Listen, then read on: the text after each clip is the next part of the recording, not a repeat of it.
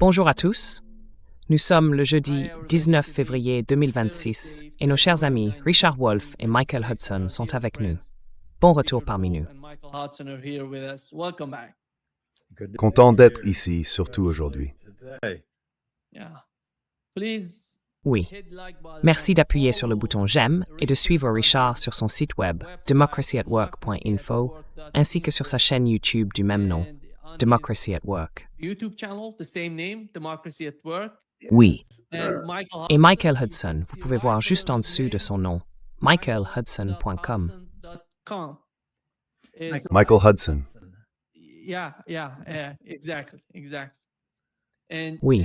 Oui, exactement. Et s'il vous plaît, allez-y. Vous allez trouver les transcriptions de toutes ces discussions sur le site de Michael.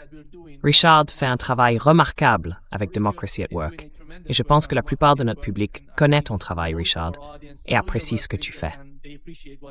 Permets-moi de commencer par ce qui se passe, Michael, au Moyen-Orient. Le conflit semble s'intensifier. Si l'on regarde les médias traditionnels, on a l'impression qu'une grande guerre pourrait éclater à tout moment. Dans 24 heures, 48 heures, 72 heures. Beaucoup de prédictions. Mais que dit le marché à propos du conflit au Moyen-Orient? Et comment cela va-t-il influencer l'économie mondiale? Eh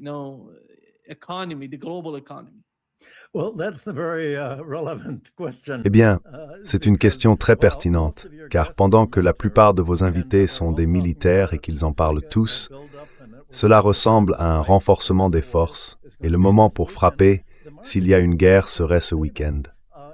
Le marché est remarquablement stable. Le prix du pétrole brut n'a augmenté que de moins 2%.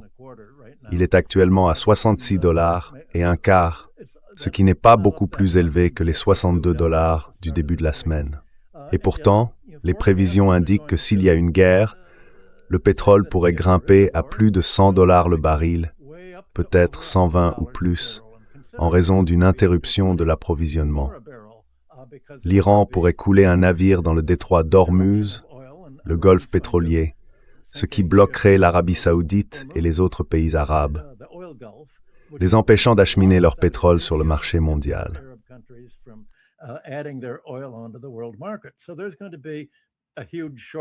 Il va donc y avoir une énorme pénurie à cet endroit, et la guerre va également provoquer une crise financière. Par exemple, imaginez qu'il y ait une guerre et que la toute première chose, la plus simple que l'Iran puisse faire, et que les États-Unis et leurs alliés ne puissent pas empêcher, soit de couler un navire dans le détroit d'Ormuz et de créer ainsi un blocage international du pétrole. Eh bien, cela signifie que si les prix du pétrole augmentent, cela va mettre sous pression les pays du Sud global et les autres importateurs de pétrole, et cela les empêchera de rembourser leurs dettes extérieures. On ne peut pas à la fois obtenir l'énergie nécessaire pour chauffer les bâtiments et fournir de l'électricité, et en même temps payer les dettes.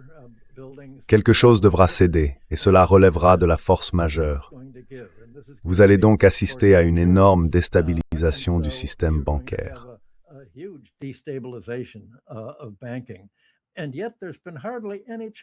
Et pourtant, il n'y a pratiquement eu aucun changement dans les cours des actions ou des obligations. L'or s'est très légèrement redressé, repassant juste au-dessus de $5 000 l'once, et le dollar est resté stable. C'est donc comme si les marchés financiers disaient « Tout cela n'est que pour la forme.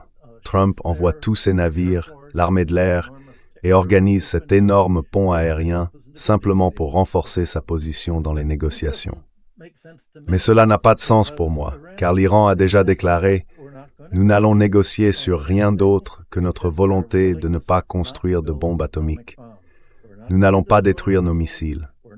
Nous n'allons pas cesser de soutenir nos alliés chiites au Liban, en Palestine et dans d'autres pays. »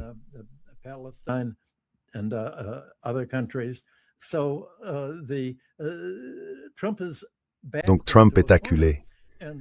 Et il m'est venu à l'esprit que s'il doit y avoir des turbulences sur le marché, cela signifie que quiconque sait qu'il va y avoir une guerre, comme Donald Trump et ses proches, peut engranger des milliards de dollars de profit en achetant des options de vente, en spéculant sur le marché à terme, sur l'évolution des prix du pétrole, du dollar et des taux d'intérêt.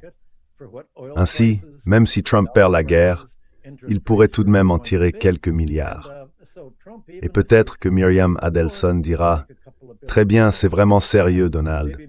Je vais te donner un autre $250 million, comme je l'ai fait pour te récompenser d'avoir nommé Rubio secrétaire d'État. »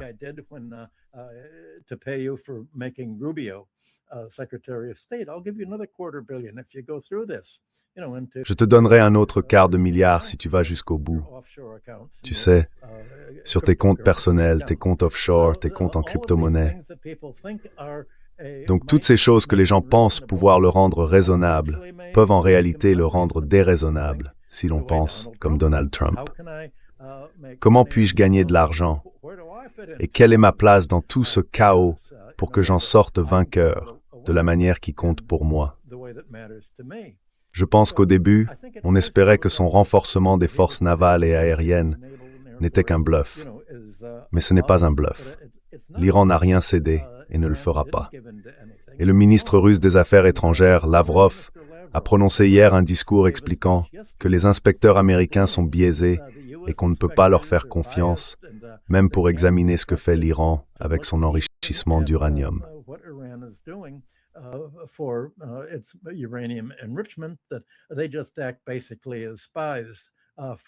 Ils agissent essentiellement comme des espions pour Israël et les États-Unis, en disant « Voici où vous devriez frapper l'Iran, là où ça fera mal.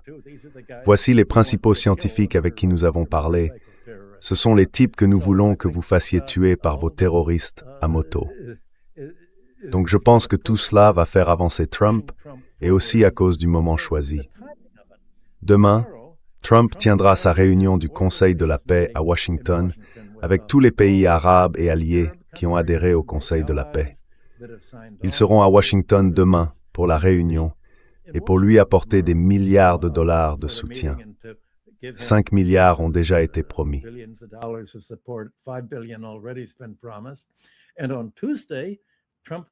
Et mardi, Trump prononcera son discours sur l'état de l'Union.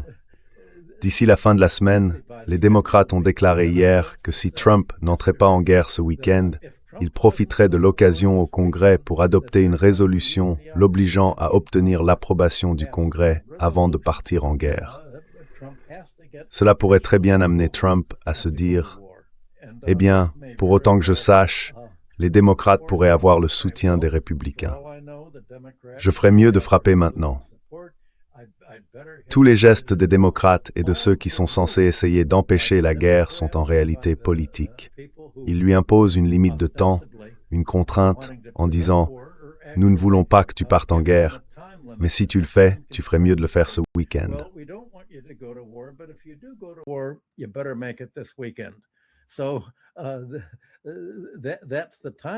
C'est donc une question de timing et d'opportunité. Je pense que les conséquences dont vous parlez, les effets économiques sur les États-Unis et sur le monde, sont si graves que les gens ne peuvent pas y réfléchir sérieusement au point d'y investir beaucoup d'argent. Car comme vous pouvez l'imaginer, le coût des options de vente à terme pour céder du pétrole à un prix plus bas est si élevé que les marchés sont complètement gelés. Ils sont figés. Ainsi, contrairement à la plupart des guerres où les intérêts économiques et financiers jouent un rôle, ils restent ici totalement en retrait. Ils sont paralysés.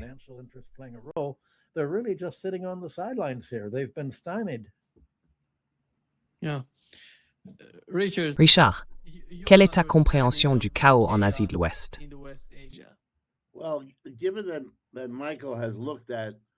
Eh bien, étant donné que Michael s'est penché sur, appelons-les, pour le moment, les considérations immédiates ou à court terme qui s'accumulent dans cette situation, je vais prendre un peu de recul et parler du long terme, et de la manière dont, à long terme, tout cela pourrait s'articuler. Voici comment je le vois. J'ai relu les récents discours de M. Vance et de M. Rubio, et ce que j'en retiens, en particulier du discours de Rubio à la conférence sur la sécurité de Munich la semaine dernière, c'est que, comme plusieurs l'ont souligné, M. Rubio est allé très près de suggérer que le colonialisme est de retour et que nous devrions le soutenir. Il a simplement remplacé le mot colonialisme par culture, notre culture.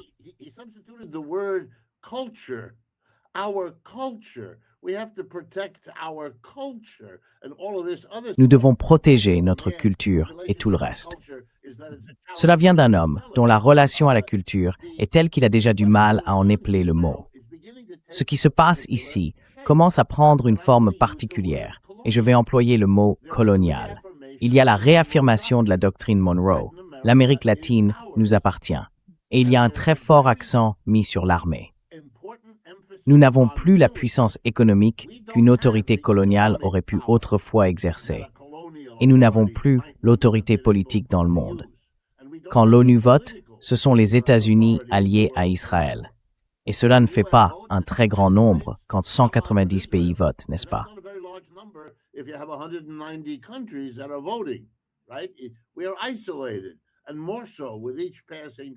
Nous sommes isolés, et de plus en plus chaque jour. Nous avons l'armée, alors que faisons-nous? Nous utilisons notre armée pour harceler Cuba. Nous utilisons notre armée pour arracher le dirigeant du Venezuela de son lit. Et nous avons notre armée qui a maintenant exécuté 135 personnes sur des bateaux, ce qu'elle continue d'ailleurs à faire. Parce que même si le prétexte vénézuélien a disparu, le prétexte Maduro a disparu. C'était l'excuse au début. C'étaient tous, soi-disant, des narcoterroristes vénézuéliens. Maintenant, ils sont plus génériques. Qu'est-ce que c'est? C'est l'affirmation du colonialisme, ravivé et mené militairement, parce que nous n'avons plus d'alternative. Nous n'avons plus de puissance économique, les Chinois nous battent.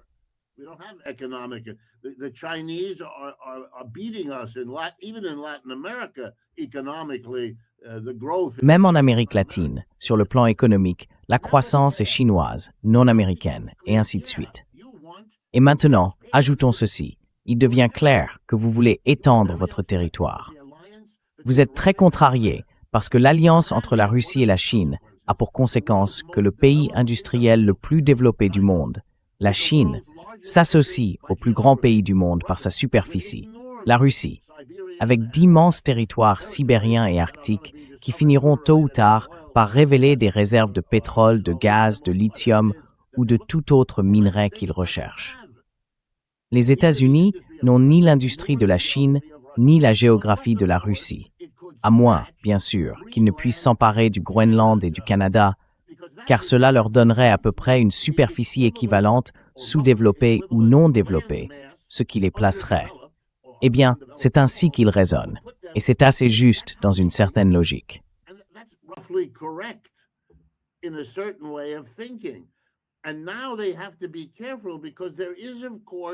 Et maintenant, ils doivent faire attention, car il existe, bien sûr, une troisième possibilité, que les Européens finissent par comprendre qu'ils sont en train d'être transformés d'un allié en un tributaire. Et s'ils ont la moindre chance d'y échapper, alors ils auront besoin du Groenland et du Canada. La compétition devient alors, si vous me suivez, une lutte entre l'Europe et les États-Unis pour l'hégémonie à la fois en Amérique du Nord et en Amérique du Sud. D'accord, si c'est un cadre raisonnable, alors je peux comprendre le désir d'une destruction rapide et efficace de l'Iran. Pourquoi? Parce que leur allié, le seul allié qu'ils aient désormais, Israël, sera celui qui devra gérer le Moyen-Orient. Les États-Unis ne peuvent pas s'occuper de l'Amérique latine, développer l'Amérique du Nord et gérer tout ce qui va des républiques d'Asie centrale jusqu'à l'Afrique du Nord et tout le Moyen-Orient entre les deux.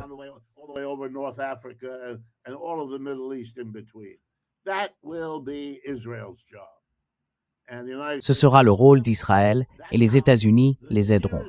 C'est ainsi que les sphères d'influence, le nouveau colonialisme, vont se déployer. L'Europe se battra pour le Canada et le Groenland. Les États-Unis tenteront d'évincer la Chine d'Amérique latine. Nous assistons donc à une sorte de reprise mondiale qui ressemble beaucoup à la fin du XIXe siècle, quand on a découpé l'Afrique, ou littéralement le monde, entre la France, l'Allemagne et la Grande-Bretagne, avant qu'ils ne s'entretuent pendant la Première Guerre mondiale. Nous reproduisons maintenant ce schéma avec le même type de calcul qui déconcerte souvent les gens, car il ne s'agit pas seulement de la localisation des choses.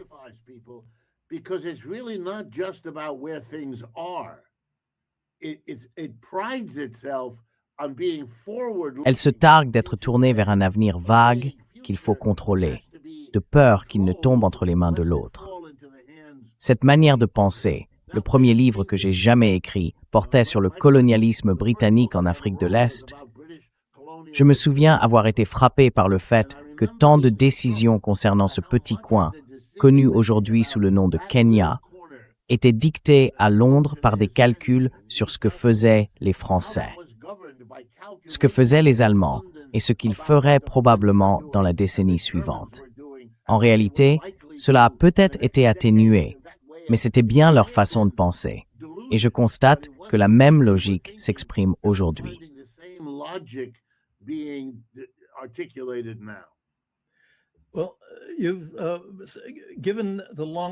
Eh bien, compte tenu du contexte à long terme, mais comme l'a dit Keynes, à long terme, nous serons tous morts.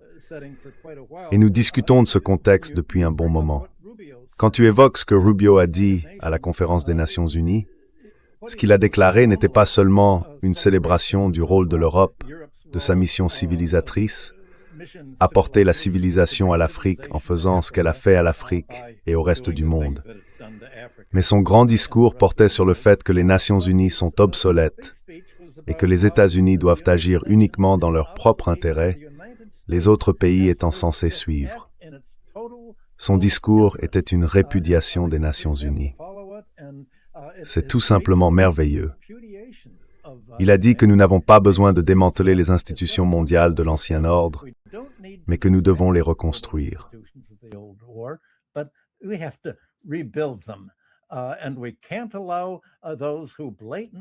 Et nous ne pouvons pas permettre à ceux qui menacent ouvertement et sans vergogne nos citoyens et mettent en danger la stabilité mondiale de se cacher derrière des abstractions du droit international.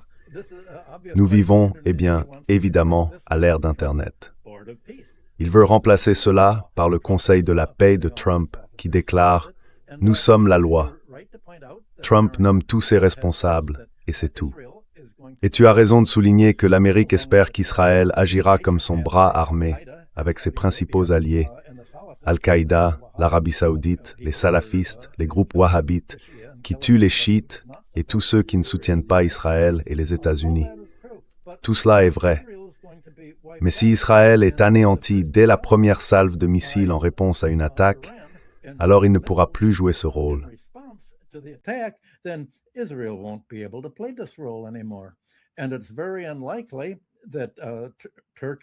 Et il est très peu probable que la Turquie, l'Iran et la Russie laissent vraiment les fous wahhabites en Syrie rester au pouvoir et continuer à tuer.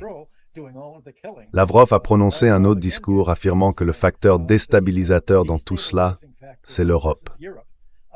Il a répété 3 fois, l'Europe est désormais nazie. Il a dit que les valeurs européennes, et il a cité Merz et d'autres, sont celles de l'Ukraine. Il faut exterminer les locuteurs slaves, les locuteurs russes, il faut exterminer l'ennemi, tout comme les wahhabites exterminent les leurs. Voilà la valeur européenne. C'est ce que nous avons fait en Afrique. C'est ce que nous avons fait au Proche-Orient.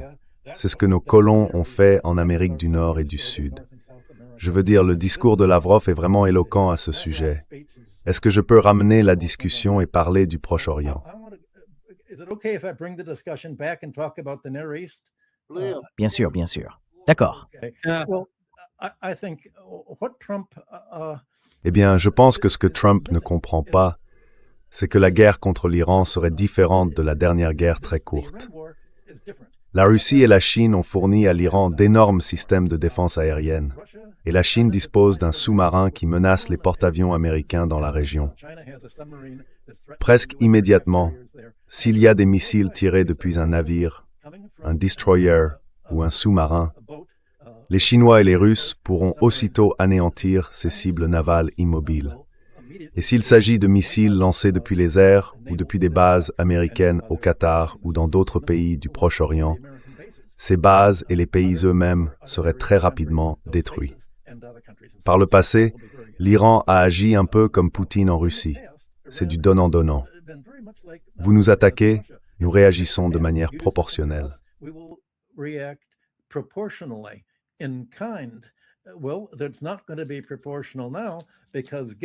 Eh bien, cela ne va pas être proportionné maintenant, car étant donné l'énorme armada que les États-Unis ont mise en place et qu'ils finiront de déployer, m'a-t-on dit, samedi, du moins c'est ce que les proches de Trump ont indiqué au Congrès, à CNN et aux médias, l'attaque contre l'Iran, avec toutes les troupes d'assaut apparemment prêtes pour une invasion armée, ou même une capture de Khomeini lui-même, se concentrera sur la capitale iranienne.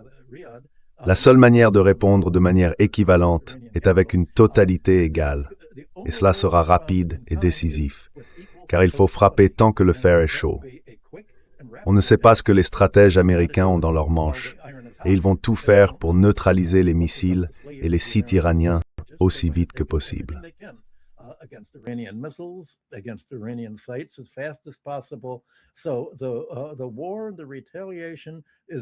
Donc la guerre, la riposte, va atteindre un niveau maximal très rapidement, en 1 heure ou 2. Cela ne ressemblera en rien à la guerre précédente, compte tenu de l'immense arsenal déployé contre l'Iran. Et cette fois, l'Iran va vraiment fermer le golfe pétrolier immédiatement. Il reste moins de 2 semaines avant que les marines chinoises et russes n'arrivent dans la région iranienne pour leurs exercices militaires programmés. C'est donc une autre contrainte pour Trump. Il ferait mieux de faire la guerre maintenant plutôt que plus tard, car il n'y aura jamais de moment moins mauvais pour la guerre. Je ne dirais pas le meilleur, ni même un meilleur moment pour la guerre, mais un moment moins mauvais que maintenant.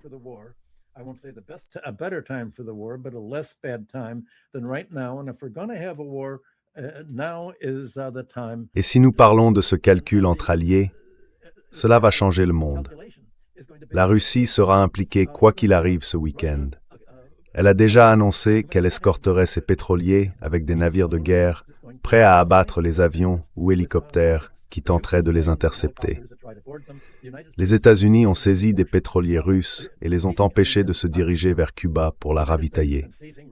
Les États-Unis veulent faire à Cuba ce qu'Israël et les États-Unis ont fait à Gaza. Et la Russie a désormais déclaré « Très bien, nous protégeons et armons notre commerce maritime ».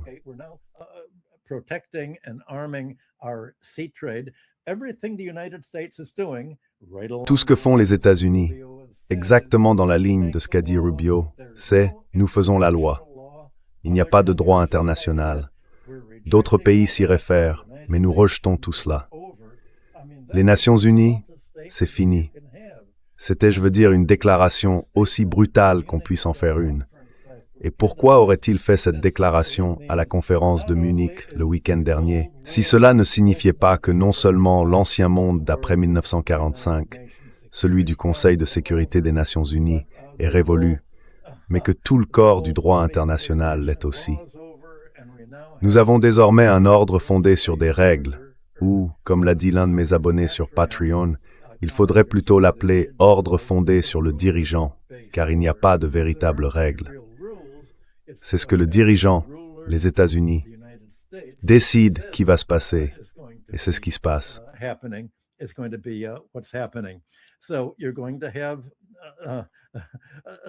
Donc on va avoir, en substance, l'attaque des États-Unis contre l'Iran et les actions connexes qu'ils mèneront au Proche-Orient, devenant l'acte fondateur de ce nouvel ordre, allant de pair avec la réunion de Trump ce week-end de son soi-disant Conseil de la paix, le Conseil de la paix au nom orwellien. La question est donc de savoir si Israël va d'une manière ou d'une autre forcer la main de Trump. Supposons que Wall Street et le monde de l'investissement aient raison et aient dit « Très bien, nous avons convaincu Trump de ne pas le faire » et que l'armée lui ait dit « Si tu fais la guerre à l'Iran, nous ne gagnerons pas ». Supposons que ce soit vrai. Eh bien, ce qu'Israël peut faire, c'est le forcer.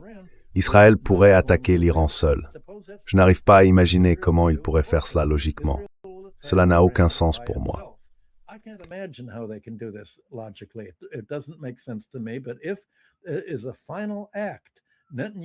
Mais si c'est un acte final, si Netanyahou le fait, il dit en somme, eh bien cela va obliger Trump à le défendre. Car bien sûr, Trump peut expliquer au Congrès, « Oui, vous ne m'avez pas autorisé à faire la guerre, mais je n'ai pas fait la guerre. Il s'agit simplement de défendre notre allié dans son moment de besoin. » Et si nous ne soutenons pas Israël dans cette situation, alors l'Iran va le détruire. Eh bien, d'après tout ce que vos invités militaires ont dit dans votre émission Nima, l'Iran est tout à fait capable de faire à Israël ce qu'il a déjà montré pouvoir faire, à 2 reprises, en envoyant ses missiles et ses drones traverser le dôme de fer et en anéantissant Haïfa, Tel Aviv ou n'importe quelle autre cible de son choix en Israël, y compris des sites à Jérusalem, même grâce à ces missiles extrêmement précis. C'est donc cela qui rend la situation si différente cette fois-ci, et tout l'élan au sein du gouvernement américain, parmi les conseillers de Trump et au sein du Parti démocrate.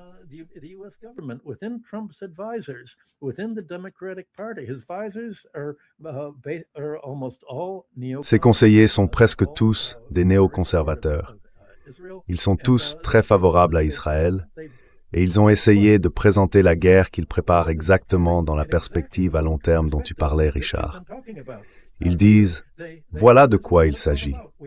Nous allons reconquérir notre capacité à contrôler le monde, tout comme la Grande-Bretagne, la France, l'Allemagne et la Belgique contrôlaient l'Afrique du Sud, et comme l'Espagne et le Portugal contrôlaient l'Amérique du Sud.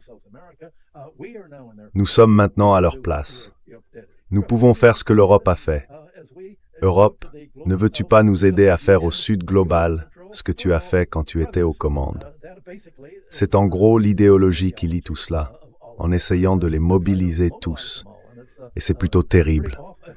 Ce contexte politique est encore plus pessimiste que les commentaires militaires que tu as eus dans tes émissions. Nima, oui.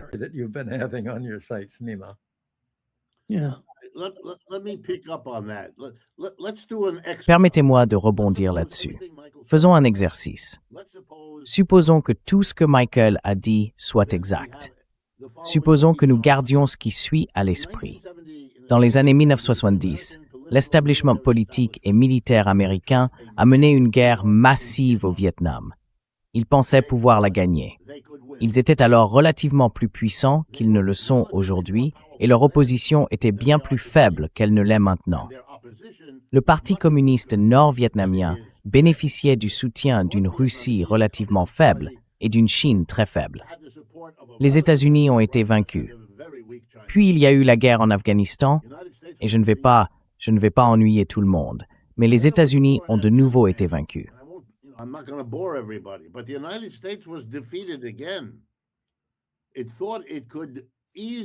Ils pensaient pouvoir vaincre facilement les talibans.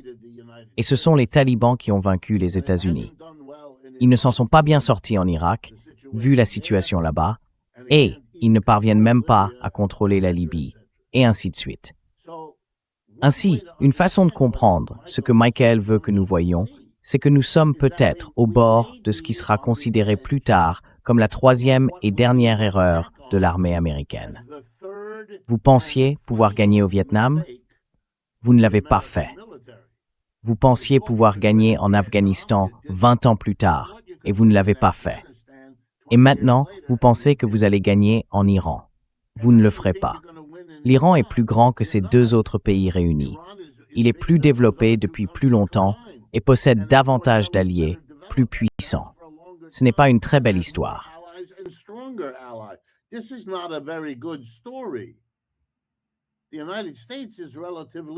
Les États-Unis sont relativement plus faibles, peut-être pas en termes purement militaires, mais compte tenu de toutes les ressources dépensées pour l'Ukraine, même cela n'est pas si clair.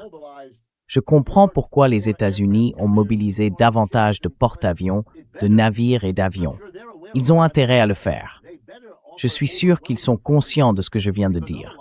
Il ferait bien de déployer une force écrasante, car sinon, eh bien, vous savez, un empire en déclin n'a qu'un nombre limité d'occasions de se surpasser. Finalement, c'est ainsi qu'ils tombent tous. Ils tentent une campagne de plus contre un autre groupe d'infidèles ou de barbares, et c'est la fin. Le cauchemar des États-Unis, c'est « est-ce une erreur colossale ?» Je n'ai pas de réponse à cette question, mais laissez-moi vous soumettre une réflexion.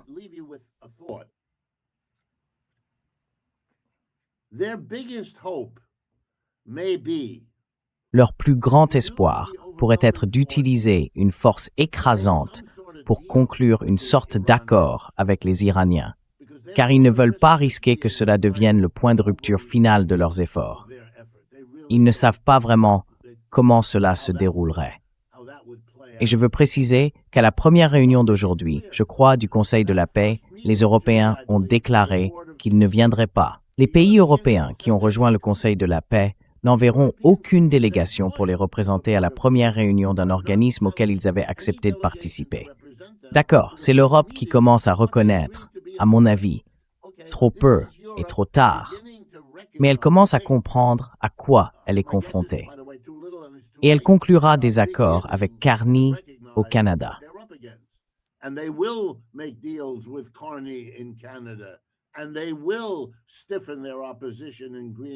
Et ils vont durcir leur opposition au Groenland, car c'est leur seule chance restante. Et ce n'est pas une bonne chance, mais ils n'ont plus rien, vraiment plus rien. Monsieur Rubio le leur a dit. Alors je me demande si les États-Unis veulent vraiment prendre ce risque. Comment pourriez-vous faire cela? Comment pourriez-vous contrôler l'Iran? Il faudrait déployer des troupes. Oui, mais l'Iran est un pays immense et il y aurait un nombre immense de personnes bien armées qui combattraient contre vous pendant des années. Qu'est-ce que c'est que ça? Vous voulez vraiment cela? Eh bien, Israël le veut, parce que cela démobiliserait l'Iran et l'empêcherait de jouer un grand rôle à l'extérieur. Mais waouh, c'est un risque énorme à prendre. Permettez-moi de citer M. Rubio. Il a dit à un moment donné, « Nous ne voulons pas être ceux qui gèrent le déclin de manière ordonnée. »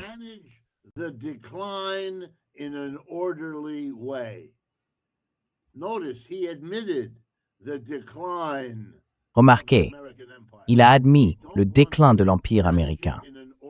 Nous ne voulons pas le gérer de manière ordonnée. C'est une façon de dire que nous allons être désordonnés, et c'est bien ce que c'est. C'est très désordonné, mais c'est la gestion d'un déclin, quel que soit l'adjectif qu'on lui donne, tout en prenant le risque d'une guerre qui pourrait impliquer la Russie, la Chine et les BRICS. C'est un risque au-delà de tout ce que je peux imaginer. C'est une chose de décider d'aller en guerre au Vietnam. C'en est une autre de le faire en Afghanistan. À l'époque, c'étaient deux des pays les plus pauvres de la planète. De petits pays, sans ressources, sans armée. D'accord, je comprends cela. Après être sorti de la Seconde Guerre mondiale comme puissance dominante, vous vous sentiez confiant. Tout cela a disparu. Et cela doit aussi jouer un rôle ici.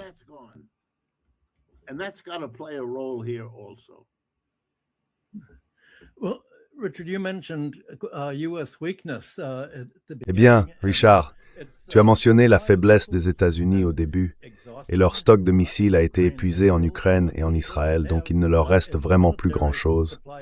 Leur approvisionnement militaire en armement n'a jamais été aussi faible, et encore une fois, il n'y aura pas d'accord avec l'Iran. L'idée que Trump puisse faire ce qu'il fait d'habitude, bluffer et dire « Regardez le modèle plus grand, regardez comment nous pouvons vous nuire ».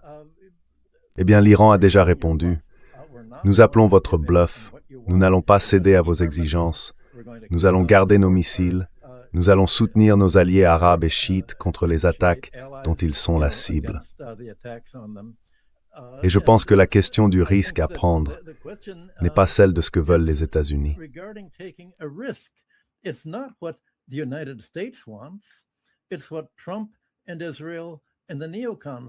C'est ce que Trump, Israël et les néoconservateurs veulent pour eux-mêmes et pour leur idéologie. Tout comme ils ont été prêts à sacrifier la population ukrainienne simplement pour tenter d'ennuyer la Russie et de lui infliger une perte marginale, ils sont prêts à sacrifier les États-Unis pour leurs gains idéologiques et personnels. Et encore une fois, puisque tu as cité Rubio 2 fois, je veux revenir avec une citation de lui, qui, je pense, montre aussi la direction que prennent les choses. Rubio a dit « Une alliance prête à défendre notre peuple, à sauvegarder nos intérêts et à préserver la liberté d'action qui nous permet de façonner notre propre destin, et non une alliance qui existe pour faire fonctionner un État-providence mondial et expier les prétendus objectifs de la génération passée. »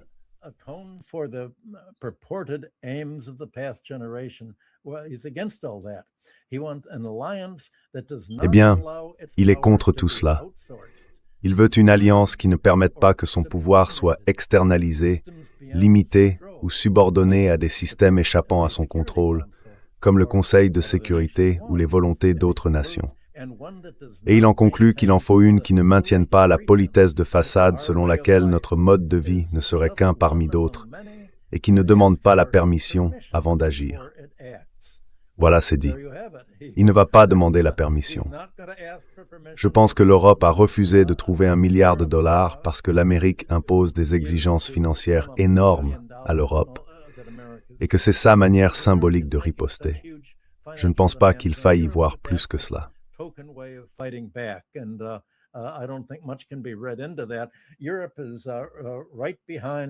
L'Europe suit de près les Américains, faisant au reste du monde ce que la Grande-Bretagne, la France et d'autres pays européens ont fait auparavant pendant l'ère coloniale. Je pense donc que ce à quoi nous faisons face se résume vraiment à l'intérêt personnel de Trump. Son intérêt personnel se résume essentiellement à « gagnerai-je plus d'argent si je pars en guerre contre l'Iran ou si je ne pars pas en guerre contre l'Iran ?» Sa perspective n'est pas de savoir ce qui est bon pour le peuple américain, mais ce qui est bon pour lui. Je pense qu'il l'a démontré encore et encore dans chacune des actions qu'il a entreprises au cours de la première année de sa première administration et maintenant dans la première année de sa seconde administration.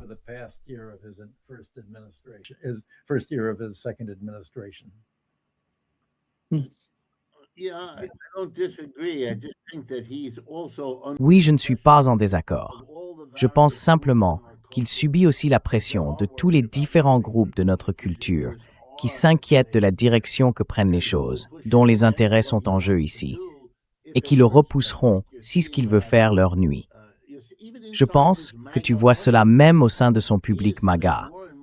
Il a de plus en plus de difficultés, il perd du soutien, il chute dans les sondages, parce que par exemple, avec la guerre, il avait promis aucune guerre.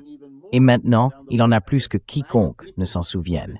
Et il en menace encore davantage. Et les partisans MAGA qui le soutenaient, tu sais, ils ne sont pas contents de l'horreur Epstein. Et ils ne sont pas très contents non plus de l'horreur de la guerre. Ils s'enfoncent profondément dans un trou dont il doit se préoccuper. Sinon, les élections de novembre, et tu sais, c'est dans seulement 9 mois, vont le tuer politiquement. Ouais. Michael, je pense qu'un des points les plus importants en ce moment est la position de la Chine face à toute la situation au Moyen-Orient, car la Chine a perdu le Venezuela, et le Venezuela ne va plus lui fournir de pétrole. Et dans le cas de l'Iran, que pense-t-il de toute cette situation énergétique? Parce que la sécurité de la Chine est en quelque sorte liée à l'énergie et à la manière dont elle peut garantir son approvisionnement énergétique.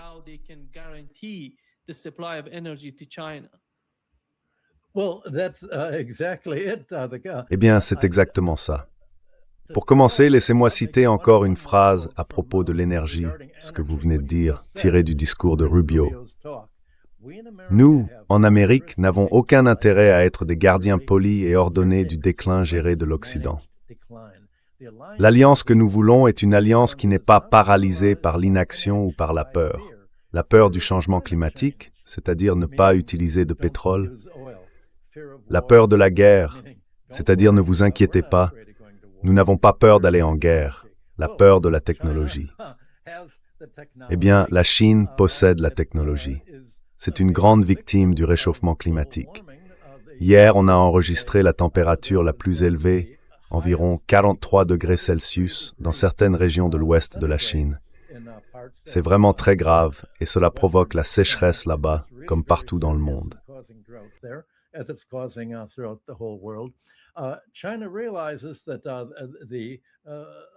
La Chine comprend que la lutte des Américains contre la Russie est une tentative de détacher la Russie de sa relation économique et politique symbiotique avec la Chine. Cela n'arrivera pas, mais les Américains gardent toujours l'espoir que cela puisse se produire. Ainsi, la Chine comprend que oui, les États-Unis sont en réalité l'ennemi dans toute cette affaire. Ils veulent nous détruire. L'ensemble de leur réseau de bases militaires à travers le monde vise à nous encercler et à se préparer à nous faire ce que la guerre en Iran représente comme répétition générale. Si l'Amérique parvient à gagner en Iran, cela donnera aux politiciens américains ainsi qu'à l'armée, à la marine, aux marines et à l'armée de l'air l'idée qu'ils peuvent d'une manière ou d'une autre reproduire une victoire hypothétique en Iran contre la Chine. Je pense donc que la Chine comprend qu'il s'agit en quelque sorte d'un cas test de ce que l'Amérique pourrait vouloir lui faire.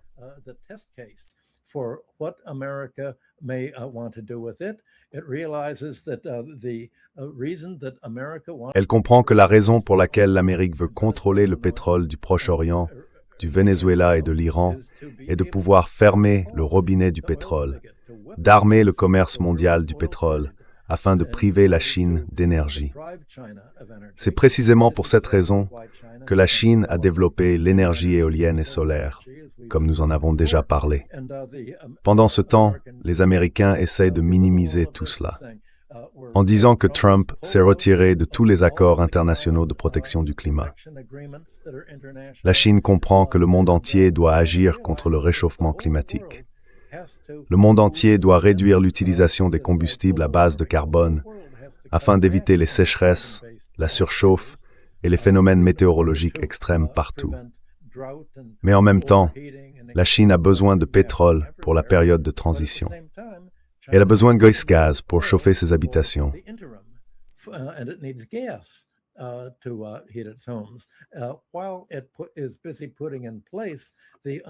Alors qu'elle s'affaire à mettre en place l'énorme augmentation de la production d'électricité qu'elle a obtenue grâce à ses innovations dans l'énergie éolienne et solaire, domaine dans lequel l'Europe est très en retard, je pense que c'est là le cadre pour la Chine. C'est le cas d'école. Mais il y a aussi une mentalité en jeu. La Chine n'aime pas prendre de risques. Elle ne veut pas s'impliquer dans une guerre, et elle a même essayé de dissuader la Russie de mener l'opération militaire spéciale en Ukraine, ou du moins d'étendre la guerre à l'Europe de l'Ouest. Mais je pense qu'étant donné l'attaque de l'Europe de l'Ouest contre la Chine, nous avons parlé de Nexperia et de la décision prise en Europe de l'Ouest de ne pas autoriser une participation majoritaire chinoise dans une entreprise européenne. Voilà où en sont les choses.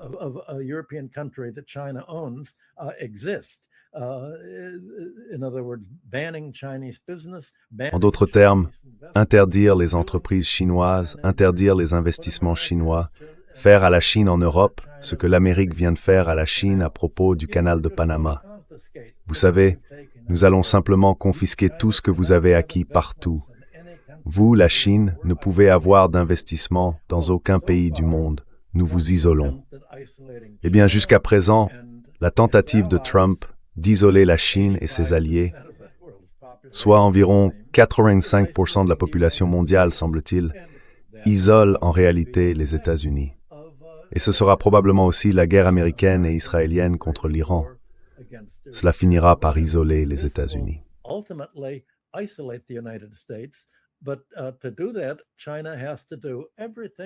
Mais pour cela, la Chine doit tout faire pour protéger l'Iran et le défendre contre les destroyers et les porte-avions qui tentent d'envoyer des missiles sur son territoire. Le défendre en utilisant ses sous-marins pour couler les destroyers et les porte-avions et en lui fournissant toutes les armes dont il a besoin. Et la Russie a renforcé en Iran des capacités que ce pays ne possédait pas auparavant. Ce n'est donc pas vraiment un combat uniquement à propos de l'Iran. L'Iran ressemble beaucoup à l'Ukraine. C'est l'arène, le champ de bataille de la lutte menée par l'Amérique et l'Europe contre l'Asie et les pays du Sud global. Et je pense que, replacée dans cette perspective mondiale et à long terme, cette situation va pousser la Chine à agir de manière beaucoup plus proactive qu'elle ne l'a fait par le passé.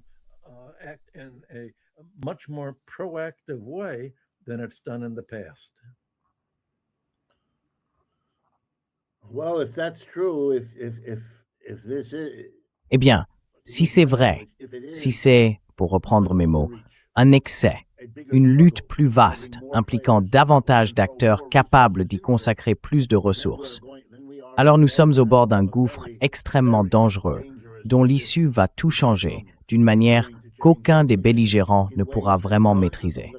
Oui, je suis d'accord. Le but même des relations internationales, c'est d'éviter d'en arriver là. Il ne s'agit pas seulement d'éviter de sauter, mais d'éviter de se retrouver dans une situation où sauter deviendrait même envisageable. Vous savez, si j'avais une équipe de recherche, je pourrais trouver des citations de Mussolini et d'Hitler qui ressemblent beaucoup à celles de M. Rubio.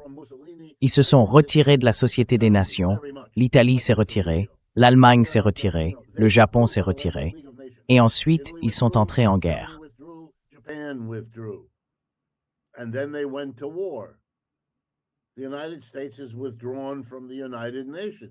Les États-Unis se sont retirés des Nations Unies. Le siège se trouve ici, à New York, mais les États-Unis se sont en réalité retirés de la plupart des activités de l'ONU. Et la création du Conseil de la paix est une alternative risible. Vous savez, ce n'est pas une proposition sérieuse, si ce n'est pour flatter l'ego de M. Trump. C'est comme s'il prenait le contrôle du Kennedy Center for the Arts à Washington, D.C. et se nommait lui-même président. Cela ne change rien. Cela tourne le Kennedy Center en dérision, qu'il a d'ailleurs fermé parce que c'est devenu une telle plaisanterie et une telle honte qu'il l'a fermé pour 2 ans. Très bien, je ne serais pas surpris si le Conseil de la paix avait l'une des durées de vie les plus courtes de l'histoire des initiatives mondiales.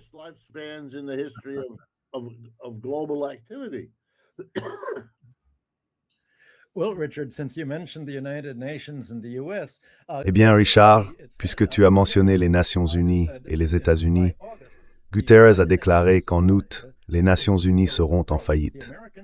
Les Américains ont refusé de payer leurs arriérés depuis plusieurs années. Et si elles font faillite, Guterres dit qu'il faudra fermer les Nations Unies à New York. Eh bien, peut-être que Trump pourra acheter le bâtiment et l'appeler Trump Tower numéro 2.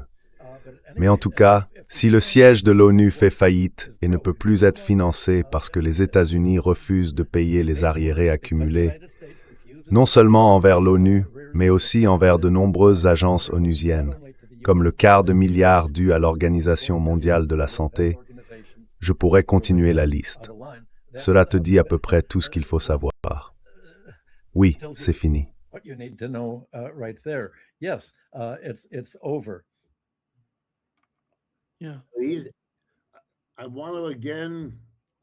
Oui, je veux le redire.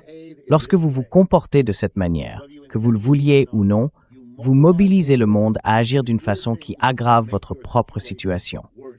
À long terme, l'échec du colonialisme à développer économiquement les colonies a fini par pousser des masses de gens, dans une colonie après l'autre, à se retourner contre leurs maîtres coloniaux. C'est pour cela que nous avons vécu, au cours du siècle dernier, un siècle d'anticolonialisme. N'est-ce pas? Ils ne l'avaient pas prévu, mais ils ont produit, pour reprendre les mots de Karl, leur propre fossoyeur. Ce n'était pas leur intention. Ils pensaient faire quelque chose de tout à fait différent. Si les États-Unis se retirent et refusent d'être liés par la force, alors ils se fixent un objectif qui est, si l'on y réfléchit, très étrange pour un pays représentant 4,5% de la population mondiale. Mobiliser les 95% restants contre lui. À court terme, c'est merveilleux. À moyen et long terme, c'est une recette pour l'autodestruction.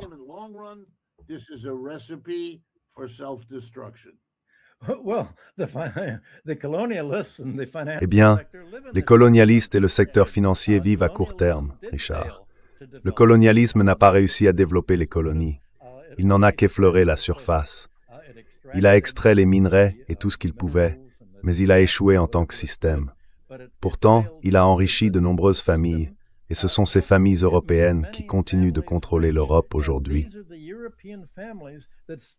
C'est le colonialisme qui a créé les grandes fortunes des familles qui dominent encore l'Europe et qui ont façonné son comportement.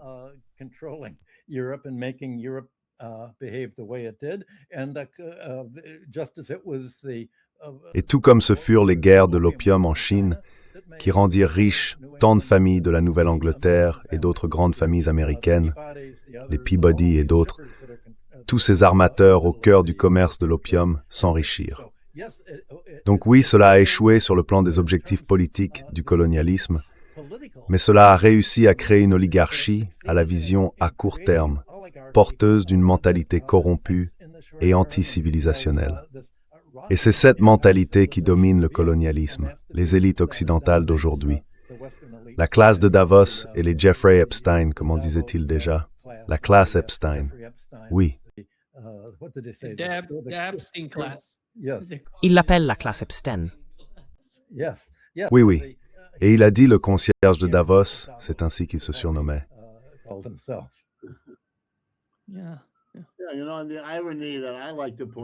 Oui. Vous savez, l'ironie que j'aime souligner auprès des gens, c'est que le seul pays qui ne s'est jamais vraiment laissé transformer en colonie, enfin il y a eu un peu de cela, mais il a été horrifié par toute cette perspective, à savoir la Chine, qui a pris un virage à gauche et n'a donc pas pu obtenir le type de développement économique que les États-Unis avaient inauguré après la Seconde Guerre mondiale, et justement celui qui a prouvé qu'il pouvait réussir le développement économique mieux que tous les bénéficiaires de l'aide étrangère américaine. Vous savez, ma génération de jeunes étudiants, le développement économique, parce que nous, supposément dans l'Occident riche, avions la brillante idée de la manière de développer nos pays et pouvions la leur transmettre, ne s'est jamais posé la question de savoir pourquoi cela n'était jamais arrivé.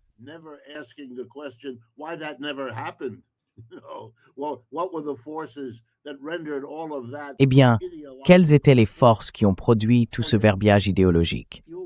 Eh bien, vous assistez à la même chose aujourd'hui, cette bravade, ce langage. Nous allons être durs, nous n'allons pas. C'est illusoire.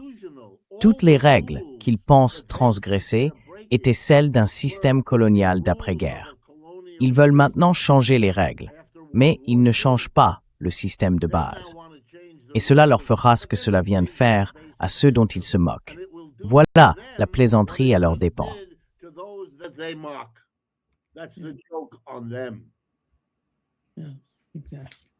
Oui, exactement. Merci beaucoup, Richard et Michael. C'était une excellente discussion et un vrai plaisir, comme toujours. À bientôt. Au revoir. Bye-bye. Toi.